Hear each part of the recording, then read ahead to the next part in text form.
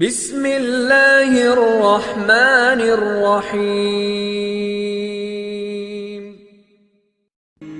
پرانے وقتوں کی بات ہے، 3 مسافر سفر کر رہے تھے۔ راستہ بڑا دشوار گزار اور خطرناک تھا۔ کبھی ریگستان آ جاتا، کبھی پہاڑ، کبھی ریت کے ٹیلے۔ مسافر اپنا سفر کرتے جا رہے تھے کہ موسم اچانک خراب ہوا اور طوفانی بارش شروع ہو گئی۔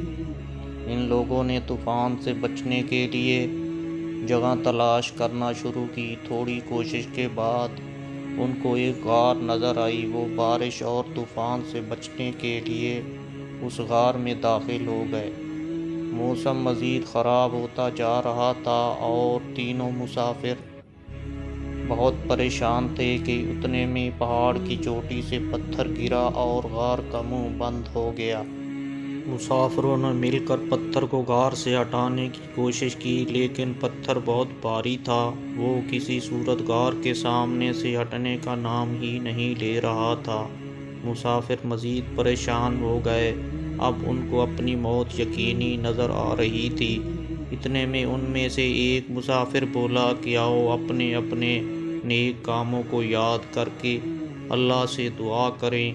پہلا مسافر بولا، اے میرے پروردگار، تو جانتا ہے کہ میں ہمیشہ رزق حلال سے ہی اپنے بیوی بچوں کا پیٹ پالتا ہوں اور میں نے آج تک کبھی لقمہ حرام کا نہ خود کھایا ہے اور نہ اپنے بچوں کو کبھی کھلایا ہے۔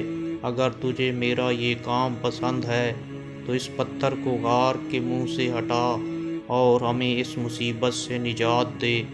دعا کے ختم ہونے کے ساتھ ہی پتھر تھوڑا سا سرکا اور غار کے اندر روشنی داخل ہونا شروع ہو گئی۔ دوسرا مسافر بولا کہ اے اللہ، تو جانتا ہے کہ میں ہمیشہ غریب اور مفلس لوگوں کی مدد کرتا ہوں۔ میں نے آج تک کبھی کسی سائل کو خالی ہاتھ واپس نہیں لوٹایا۔ اگر تجھے میرا یہ کام پسند ہے تو ہماری مدد فرما اور اس پتھر کو غار کے منہ سے ہٹا دے۔ دعا کے ختم ہوتے ساتھ ہی پتھر تھوڑا سا اور ہٹ گیا، لیکن ابھی بھی باہر نکلنا مشکل تھا۔ اب تیسرا مسافر بولا کہ اے اللہ، میں سارا دن بھیڑ بکریاں چراتا ہوں اور جب شام کو میں گھر آتا ہوں تو ان کا دودھ نکال کر پہلے اپنے ماں باپ کو پلاتا ہوں، پھر اپنے بچوں کو۔ میرے بوڑھے والدین میری خدمت کی وجہ سے بہت خوش ہیں۔ اگر تو بھی میرے اس عمل سے خوش ہے تو ہماری مدد فرما اور اس پتھر کو یہاں سے ہٹا دے۔ دعا ختم ہونے کی دیر تھی کہ پتھر غار کے منہ سے لڑک کر دور جا گرا اور تینوں مسافر اللہ کا شکر ادا کرتے ہوئے اپنی منزل کی جانب چل دیے۔